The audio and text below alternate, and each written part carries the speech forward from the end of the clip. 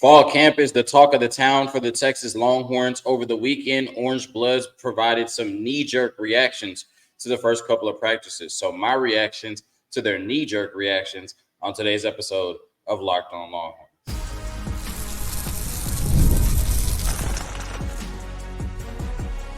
You are Locked On Longhorns, your daily podcast on the Texas Longhorns. Part of the Locked On Podcast Network, your team every day. Locked On Longhorns, the show. Jonathan Davis, your host. Today's episode of Locked On Longhorns is brought to you by FanDuel. Make every moment more right now. Playoffs wind down. The sports stop sporting like we want them to, but this summer FanDuel is hooking up all customers with a boost or a bonus daily. That's right. There's something for everyone every day all summer long. Visit FanDuel.com to get started. On today's episode of Locked On Longhorns, over the first two segments, once again, reacting to some knee-jerk reactions to Orange Bloods from the first couple of days of fall camp for the Texas Longhorns. And then in the last segment, the third segment, we have to talk about Julian Alfred putting on for St. Lucia, winning their first ever medal and making it a goal for good measure. Former Longhorn, forever Longhorn, all of that and more. On today's episode of Locked On Longhorns, part of the Locked On Podcast Network, your team every day. You know, I misspoke earlier when I said that, fall camp is the talk of the town for the Texas Longhorns. That's part of the talk of the town, but the way that the Longhorns represented themselves at the Olympics over the weekend and have represented themselves thus far, the fact that you could rank the University of Texas as its own country and they would still be competitive in the Olympics right now is insane, right? And I saw somebody make an amazing point on Twitter, is that you don't really contextualize or you don't really put into perspective how impactful Texas winning 3 out of the last 4 Directors' Cups is until you see it on the Olympic stage, right? Because, a lot of non-Texas fans will say, oh, Directors' Cup, who cares, right? You only care about that because y'all aren't good at football or y'all aren't winning in football like y'all want to. And there's some Texas fans who take a lot of pride in it, which I respect. And there's some Texas fans that are like, man, just get me to football season. I don't really care about the Directors' Cup. But like I said, I saw somebody say this and it's truer than ever, right? You really don't get to appreciate what Texas winning the Directors' Cup means until you see all these former Texas athletes in their respective disciplines dominating at the highest level in the world, which we have seen from the University of Texas. Like I said, I'll talk about Julian Alfred in the last segment. On tomorrow's episode, Lacey will lace us up literally on the rest of the Texas Longhorns that are showing out at the Olympics right now. But man, it's been a special games for our Longhorns and peers, and we still got Kevin Durant and others that are vying for the gold this week. So over the weekend, Orange Bloods dropped some knee-jerk reactions to the first couple of days of fall camp. I believe they practiced on Wednesday, Thursday, Friday, and Saturday, and then we're off on Sunday, and then we'll practice again today. So this was only after the first 2 practices, or maybe it was Thursday. I'm not sure, right? But this was after the first 2 practices. So this does not include Saturday's practice. Yeah, it was after the first 2 practices. I know for sure it doesn't include Saturday's practice. I'm not exactly sure what it includes, but it's the first 2 for sure. And they had some pretty cool knee-jerk reactions, right, into what they saw and what they think this team could be. And then, it's my job to react to those knee-jerk reactions on today's episode of Locked On Longhorns. So the first one from Orange Bloods is the Texas Longhorns offense will set records this season. Will set world records this season. And when we look at this Texas offense, they certainly are capable, right? I think it starts at the top with Steve Sarkisian, and he's talked about how he's just a football junkie, right? And he just watches so much football, and he's constantly evolving his offense, constantly catering it to the group that he has on campus, but always finding little, tweaks, right? Or little niches or little things that he can change to make it even more explosive, right? So at the top, right, who's calling the plays, who's pulling the strings? It's elite, right? Then you have the added advantage this year of the coach-to-helmet communication. Now Steve Sarkisian is going to be talking directly to Quinn Ewers in his helmet to about 15 seconds. You would think that would increase the efficiency of our offense, right? Then you talk about the personnel. Quinn Ewers at quarterback in year 3. One of the best running back tandems in the country, Jaden Blue and Cedric Baxter. One of the best offensive lines in the country, bar none, right? Possibly the best left tackle in the country, period, and Kelvin Banks. Wide receiver, 6 deep right now. I believe all 9 in the room got insane talent. And then tight end, one of the quotes we heard over the weekend from Orange Bloods, or maybe it was Inside Texas, but we may have 3 tight end ones in Amari Niblack, Juan Davis, and Gunnar Helm right now. We've talked about how explosive Jordan Washington is as well. I think because of what you have with this offense this year, you certainly are looking at a top 10 at worst, should be top 5, could be even the best offense in the country. World records that have never been broken before, I'm not sure about that for this Texas offense, but I do think there's some records for Texas that they could break this season. There are 3 records that, based on the amount of games that we can play and the explosiveness of this offense, potentially, I think that Texas could break individually this year, right? The first one is the single season passing yards. Texas has never had, get this, never had a 4,000-yard passer in their history. I think this year Quinn Ewers is going to be the first Texas quarterback to eclipse that. So that's certainly a Texas record that could be broken with this offense. I think the second one is passing touchdowns in a season is 34. I think Quinn Ewers has a really good chance to break that, right? He could throw more than 34 passing touchdowns this season with how explosive we expect this offense to be. Rushing, no, there's no chance, right? I don't think any of those rushing yards can be broken. Any rushing records can be broken. Shout out to Ricky Williams. As far as wide receiver records, right? I think the record for catches is like 116.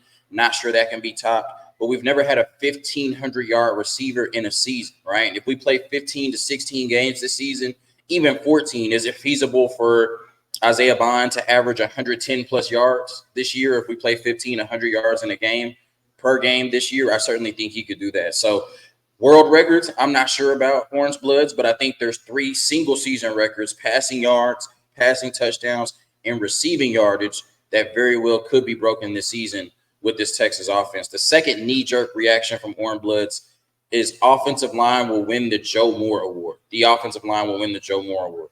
I actually think that's true, right? I don't think that's crazy at all, and I think they have probably the best chance in the country to do it, right? First of all, it's always going to go to a team that has a really good offense, right? I think the last couple of years it's gone to Michigan, but Michigan had a really good offense, right? Good enough to win the championship, but I think Texas is going to be really balanced, right? We're going to run the ball well enough behind that offensive line for them to be in consideration.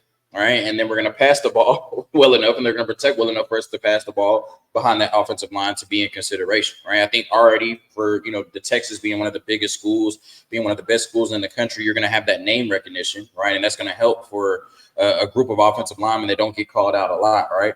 Then you got Kelvin Banks, who should be a top 10 pick in next year's draft. Right. But you also have other beasts on that offensive line, like Cam Williams, who can just move people, Devon Campbell, who can just move people, Jake Majors, who's been a stalwart in college football for 3 to 4 years now, and Hayden Connor, when he's not committing penalties, he's a pretty good left guard in his own right. So this offensive line should be one of the best in the country. They should be protecting one of the best offenses in the country or facilitating one of the best offenses. Of course, they're being coached by Kyle Flood, who is the best offensive line coach in the country. So I just think with the name recognition, where Texas will rank in offense this year, how successful Texas will be this season, and the play of the offensive line leading to our rushing and our receiving, passing numbers, all of that put together, I think that this Texas offensive line is the favorite going into the season, especially with what Michigan had to replace off their Joe Moore award-winning offensive line. I think Texas should be the favorite going into the season to win that award as a unit. The third knee-jerk reaction from Orange Bloods is wide receivers will all play this year.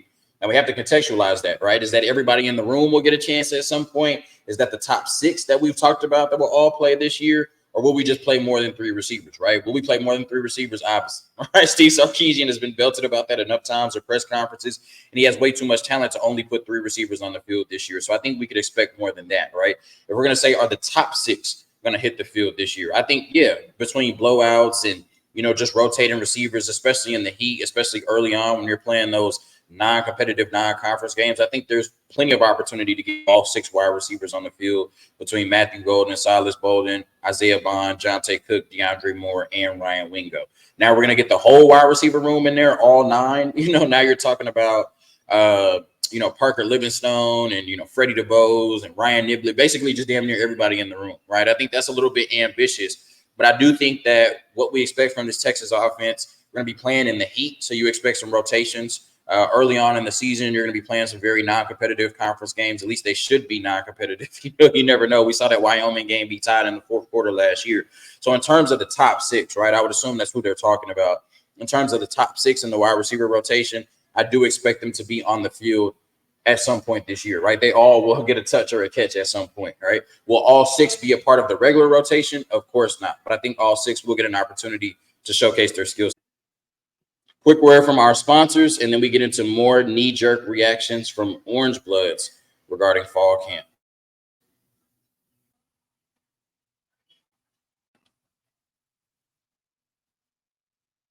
Today's episode of Locked On Longhorns brought to you by eBay Motors. Passion, drive, and patience. The formula for winning championships is also what keeps your ride or die alive. eBay Motors has everything you need to maintain your vehicle and level it up to peak performance: superchargers, roof racks, exhaust kits, LED headlights, and more. Whether you're into speed, power, or style, eBay Motors has you covered with over 122 million parts for your number one ride or die.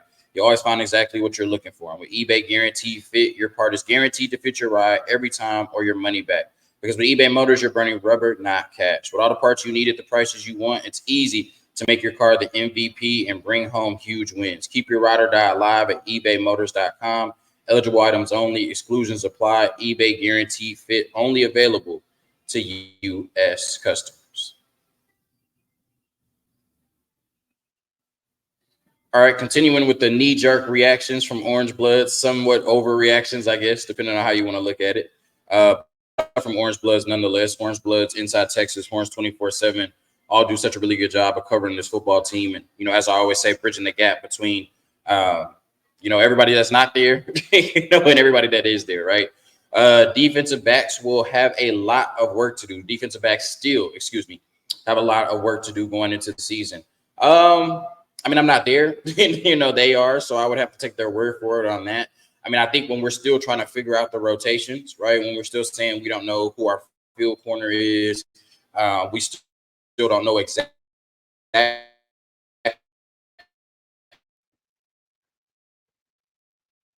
do think that there potentially could be some truth to the defensive back still needing, or still having a lot of work to do, especially when what we saw last year, right? So it really seems like the only corner position that's solidified right now is Malik Muhammad at boundary corner. And we're still not sure who's going to be starting at safety as well, right? Is it going to be Derek Williams, Michael Tabb, or Andrew Makuba, right? Which combination of those 3 safeties are going to be starting? We're still not locked in on who's going to be our nickel, even though we have a good idea of who it's going to be. We're not locked in on how we're going to use Jahdae Barron, right? It's going to be an outside corner primarily or nickel. And then who has the leg up between Gavin Holmes and Javion Cole? We still haven't answered that question. So saying they have a lot of work to do makes it seem like they're going to be a liability for us this year, and I don't think that's the case. I think they're going to be a lot better than they were last season.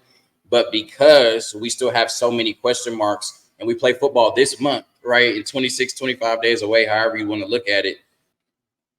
Sorry, y'all, the internet is getting real wonky on me. But all I can say is right now it just seems like we have a lot of clarifying to do in the secondary. I'm not going to say they still have a lot of work to do because, like I said, it sounds like they are going to be a liability this season. But, I will say that we have a lot of clarifying in terms of those roles in the secondary. And obviously we're going to rotate a lot, with the Heat and just having a lot of talented players, like I said, playing in those early non-competitive conference games. But in the biggest moments of the season, when we're trying to stop Georgia down the stretch, when we're trying to stop Michigan down the stretch, when we're trying to stop Oklahoma down the stretch, in the playoffs, in the conference championship game, insert opponent here, what DBs are we going to have on the field, right? So that's what I think we need clarified. We need to know when push comes to shove, who are our best DBs and who are they, going to be on the field. I think that's what needs to be clarified. In terms of having a lot of work to do, there's a lot of individual talent on this team. I think the coaching staff is really good. The schemes are really good. I assume that we'll figure that out. Jalen Gilbo and Jahdae Barron both start this season. I'm not sure that that's a knee-jerk reaction. I think that if we want our best DBs on the field, particularly our cornerbacks, if we want our best cornerbacks on the field, then I think that's going to end up being the rotation, right? Jahdae Barron, just based on what we've seen the last 2 years at the University of Texas, you would surmise that he's one of our 3 best corners, right? Malik Muhammad, based on what we saw last year and his ability to lock down on the outside, you would surmise that he's one of our 3 best corners as well, right? And so if you have Malik Muhammad in that boundary position, and you have Jahdae Barron as one of our best 3 corners, then you're just trying to figure out where to put Jahdae, right? But it seems like Jalen Gilbo, who jumped on the scene as a true freshman, right? He's dealt with injuries and other things.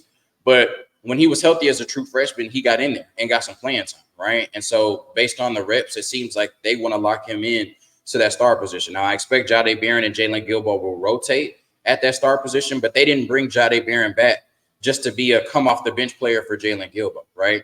And so when you have question marks about, Javion Cole and Gavin Holmes at that field corner position, I do think that, there will be some rotation there. But I think if we're trying to get our best three corners on the field consistently, or when push comes to shove, then I think your best three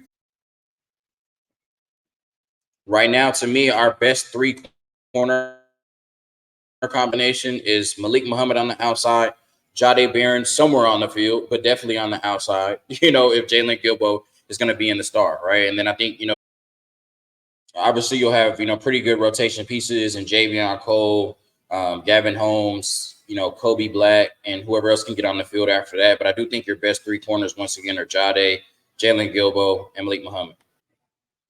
The next knee-jerk reaction is the defensive tackles will be good enough this year, taking a more is more approach. I completely agree, right? I do think that the defensive tackles will be serviceable, and I think that room will be a strength for us. I'm excited to see Kenny Baker in his first year really on the field coaching this group as the Texas Longhorns defensive line coach. Obviously, we won't have – I want to say obviously. I don't think we'll have two All-Americans this year at the defensive tackle position, right? I don't think the defensive tackles we have will match the high-end production, at least individually, of a Tavondre Sweat or a Byron Murphy, right? But I think when you can throw this group at opposing offenses, right, and when you continue to rotate these fresh, talented bodies, right, when you can throw at Alfred Collins, then a Vernon Brock, right, then a Jermaine Lowell, then a Tia Savea, right, then a Bill Norton, then possibly an Alex January, right, or an Aaron Bryant or a Shadir Mitchell, right? When you can throw 7 to 8 guys in a rotation, right, that may not all be superstars, but are all good to very good players, and you can keep them fresh and you can keep them rushing and occupying blocks at a high level, then I do think this defensive tackle room taking that more is more approach, right? We just got 6 to 7 really good guys that we can keep fresh and throw at you over the course of a game, especially in that heat, especially when things get mucked up in the middle, especially when it comes to injuries and depth and all of those things. Texas can just keep throwing guys at you at that defensive tackle position. So I do think that, like I said, we're not going to have a Tavondre Sweat level season from one player on this defensive line.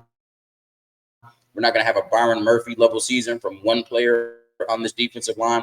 But we do have 6 to 7 guys continuously rotate and throw at you. And I think because of that, that's going to be really good for this defensive tackle room this season. We were concerned how this unit would look after losing Tavondre Sweat and Byron Murphy. And like I said, I think we got 6 to 7 guys that can be really good for Texas this year and will grow throughout the course of the season, especially the guys that just got on campus this offseason. And you brought in a lot of experience, right? Jermaine Lowell, I think it's like 25, you know what I mean, already. Bill Norton and Tia Savea have really good experience at Arizona. So, yeah, I think you got a lot of guys that can really come in and play really well for the Texas football team. Not to mention Alfred Collins and Vernon Brock. I mean, that's a ton of experience right there on this Texas football team. So, yeah, I expect the defensive tackles to be a really good unit this year. Solid for sure. The last thing is the edge rushers this year will be the real deal for sure. I mean, we've heard superstar level praise about Trey Moore thus far since he's been on campus. I think Barron Sorrell has stepped up as a leader on this team, always been a leader on this team, but especially when you lose 11 players to the NFL draft, he stepped up as a bigger leader. Anytime you can have a player like Ethan Burke, coming off the bench or being first off the bench in terms of your rotations, I think that's a really good player coming off the bench, in terms of Ethan Burke. So in terms of your top 3 in your edge rotation, that all looks really good to me, right? Then Justice Finkley. What's kind of surprising is that Justice Finkley right now is 4th in that rotation, or depending on how you look at it, right behind Trey Moore, right? And anytime Justice Finkley has came in the game in previous years, he's given us a big boost, right? Whether it be effort, whether it be motor, whether it be getting to the quarterback, stopping the run, right? Justice Finkley has always, played above his pads, right? Justice Finkley has always came in and just played, with his head on fire and made really good plays. Then behind that, you have 2 really good prospects in Colin Simmons and Colton Bassett, who I believe will work their way up in the rotation over the course of the year. But you're talking about, in that sense, 6 really good edge rushers that I think can come in and make a name for themselves. But Trey Moore, Barron Sorrell, and Ethan Burke at the top, I think will just cause absolute hell for opposing offenses and quarterbacks this year. So I think the defensive tackle room will be good just in terms of being able to throw 6 to 7 really good bodies at teams. But I think we're going to get superstar level production from our edges this year. I think it starts with Trey Moore. I think Barron Sorrell and Ethan Burke combined will give you superstar level production. And I think Justice Finkley, Colin Simmons, and Colton Bassett can all be all world in their respective roles off the bench for this Texas football team. So a lot of knee-jerk reactions for this Texas football team. They seem like knee-jerk. Some of them sound crazy. When you look at the talent on the Texas football team and when you look at what's in front of them this year, really not that crazy at all, right? A quick word from our sponsors, and then we get into Julian Alfred making history, literally history. I didn't mean to do that.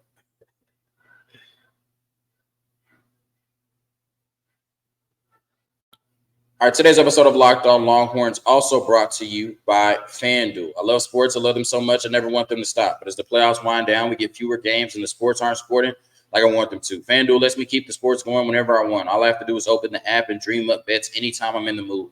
And this summer, FanDuel is hooking up all customers with a booster or bonus daily. That's right. There's something for everyone every day, all summer long. So head over to FanDuel.com and start making the most out of your summer. FanDuel, official sports betting partner of Major League Baseball.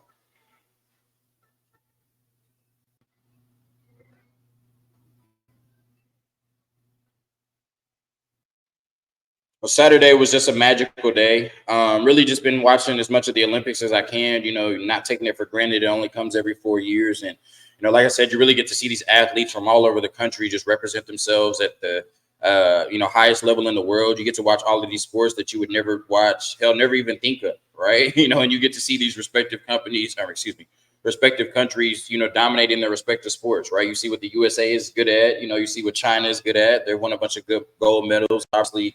Like in the past, the Jamaicans and the Caribbeans in terms of sprinting, the shooting, the gymnastics, just everything, right? It's just been so special. I mean, Katie Ledecky, Simone Biles, USA men's and women's basketball teams having not lost to this point. Just a lot of special things going on at the Olympics. The 3x3 women's team, losing their first 3 games and then winning the 4 after that to be in contention for a medal. So really just special times, every 4 years at the Olympics. I grew up watching Michael Phelps, grew up watching Usain Bolt, and now we're seeing some of those insane performances now, right? And shout out to, before I get into Julian Alfred, shout out to, Noah Lyles on the men's side, right?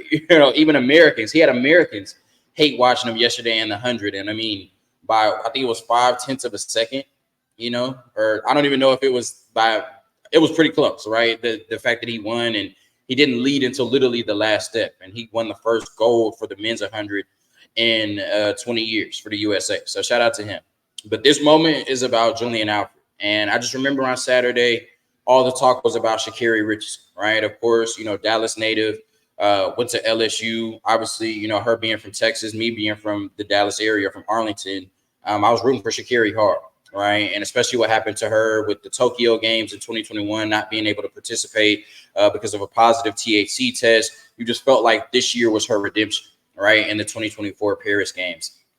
And then we saw that 2 of the fastest women in the world, the Jamaicans, had dropped out, right? I'm not sure one of them was running the 100 to begin with, but we saw Shelly Ann drop out right before the semifinals or the prelims, and that she wasn't going to participate, right? So then all the talk became, this is Sha'Carri's race to lose, right? And you could tell by the coverage, you could tell by the way that they were speaking about her, you could tell by the way that they had the camera on her for 15 straight minutes. Everything was about Sha'Carri Richardson. Everything was about Sha'Carri Richardson finally racing in her first Olympic race, right, in the final, and redeeming herself from 2021. She had already run the world championships in the 100, right? So a lot of people expected that because she was the fastest woman in the world from the world championships, that would carry over to the Olympics, right? So like I said, you got these 9 women lined up, but all the talk is about Sha'Carri Richardson. The camera the entire time is on Sha'Carri Richardson. But in the prelims or in the semifinals, Julian Alfred beat Sha'Carri Richardson, right? But immediately the announcers go to, this is just the prelims. Oh, you can tell that she wasn't running full speed. Oh, you could tell she saved it a little bit at the end. And from my eye, I'm like, I think Julian Alfred just beat her. I don't think it's only 100 meters. Like, when was she going to turn up, right? So like I said, everything is Sha'Carri Richardson. Tune in 10 minutes. You'll see Sha'Carri Richardson. And then they said, on your mark. This is for the final. And then they said, get set. And you hear that sound go off, and Julian Alfred just takes off. And everybody's locked into Sha'Carri. I'm locked into Sha'Carri. And I'm like, okay, Julian Alfred's clearly in front. But is Sha'Carri going to get in front of her? Is Sha'Carri going to get in front of her? Sha'Carri going to get in front of her? And 60 meters later, 80 meters later, 100 meters later, we realized that Julian Alfred simply just is, right now, the fastest woman in the world, forever Longhorn. And for her to do that in that moment, to win the 100, I mean, just even if you were representing the USA, to be the fastest woman in the world would mean so much. But for her to put on for the University of Texas like that, for her to put on for her country like that, I mean, we're not even talking about St. Lucia's first ever gold medal. We're talking about their first ever medal, period. And it's gold. The fact that you were able to provide that type of representation for her country, the fact that everybody in her country had that moment of pride that'll last forever. They'll forever be able to say in 2024, they had the fastest woman at the Olympics. And in 2024, their first ever medal was a gold. I mean, think about how they are buzzing right now in that country. Think about how that entire country reveres Julian Alfred right now, St. Lucia. That is so much bigger than what Sha'Carri Richardson could have accomplished with a gold medal. And she has so many more opportunities to do it because I think she's only 24 years old. And there's no, knocking win a silver. So Sha'Carri's still one of the fastest women in the world. But like I said, what Julian Alfred meant to her country on Saturday is what the Olympics is all about. And it's so cool to see somebody who represented the University of Texas do that. Like I said, Sha'Carri would have been putting on for Dallas. She would have been putting on for the USA.